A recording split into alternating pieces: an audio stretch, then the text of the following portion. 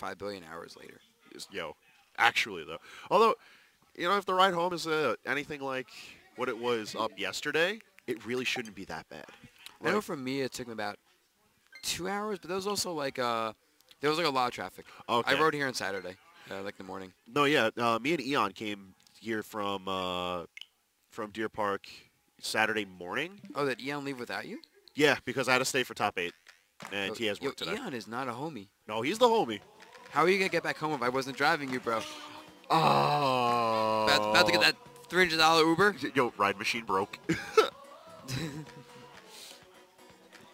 I was gonna see if someone could just like drop me off at a train station, and then we're gonna take the adventure, just the long adventure.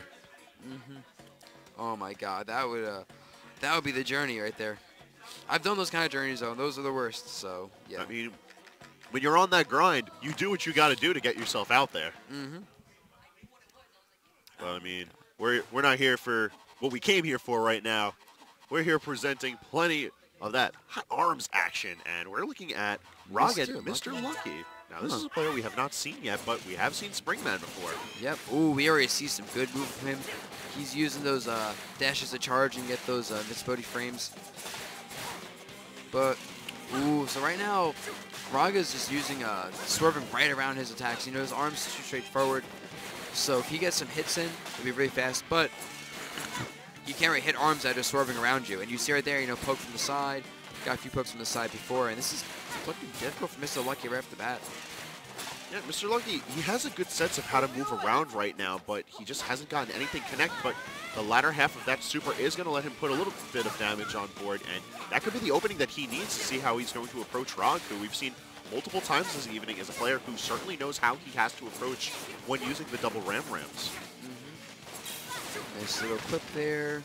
Ooh, yeah, we see a stage is about to break in the middle, and that would be huge to stop Min-Min's movement, I think, considering she's putting all the pressure right now. Oh, stuffs the super, and that's a big deal. One thing you're noticing is that when Mr. Lucky gets hits in, it's a lot more damage because the fire element on the arms, and just, I guess, generally they're more powerful than Rog's arms. I'm not sure if there's health differences between these characters. Nope, all characters have 1,000 HP. Okay. Which, to me, it makes very little sense considering how there's big differences in movement and armor and size, but nonetheless, it's straight health across the fields. Today I learned. Oh, well, we're seeing a switch to that big arm. I didn't always see that big arm on Master Mummy. It's interesting. It's so slow, though. I feel like that arm is just not going to do much versus the speed of Mr. Lucky.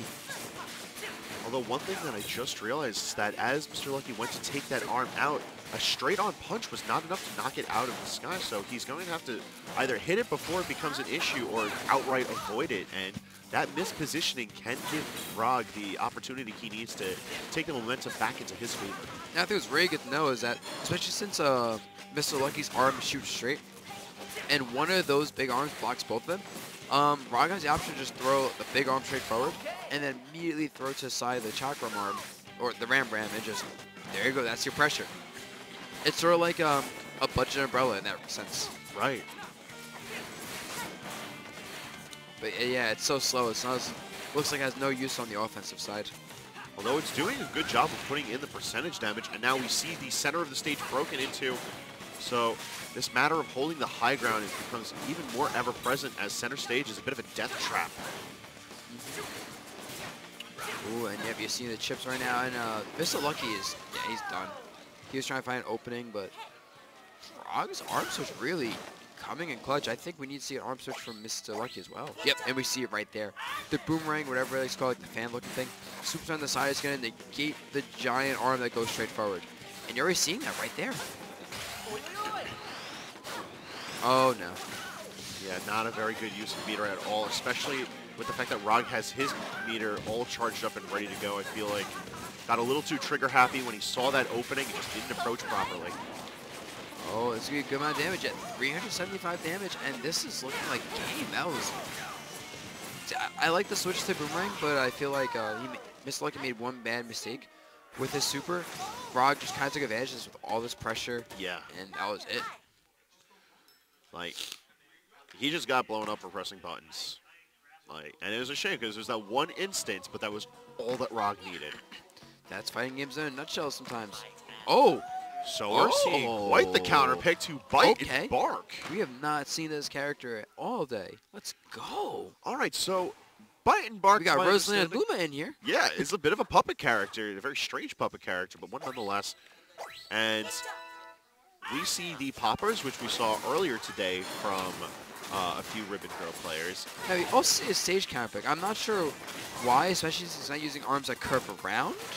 And actually, Rog has arms that curve around, so I don't understand the stage counter pick, but we'll see if it works out. To my understanding, this is a really strong stage for Bite and Bark because the Bite and Bark players can utilize the positioning of Bark around the pillars and then just duck in and out of cover. And the speed of the poppers allows the Bite and Bark player to make the most out of his speed. However, all we're seeing right now is a brutal beatdown on this Bite and Bark, sitting on the last pixel of health before even really managing to do anything to Rog. Yeah, I feel like going behind the pillars ended up giving Rog chances to just pressure and throw attacks out. And the thing is, Rog was making a very concentrated effort to hit Bark before he gets to the punches, because Bark is on a set timer where after Bite throws a punch out, Bark does it a few seconds later. But like, you can specifically know the timing. But if Bark slows down, then it doesn't matter. The one thing that's worth noting is when you jump on Bark, you do get like that little bit of like invincibility. You get a little bit of invincibility, but you knock Bark out for a little bit. However, we saw Mr. Lucky try to mitigate that issue by immediately using his meter so that he could revive Bark. Yeah, and you see right now, Bark is down, Bite is under pressure. Bark's gonna be back up in a few seconds, and Min takes nice Rog taking out Bark as soon as it's up, not letting anything happen with that dog. Right now, she's evading the attacks. There's just a ton of pressure from Rog right now. The Ram is just providing tons of pressure around the pillars, a lot of damage, and it doesn't seem like Mr. Lucky is really able to figure out any way around that kind of pressure. Yeah, he definitely just, I don't know what the answer was there. And I don't think he knows the answer either. No. Yeah, 2-0.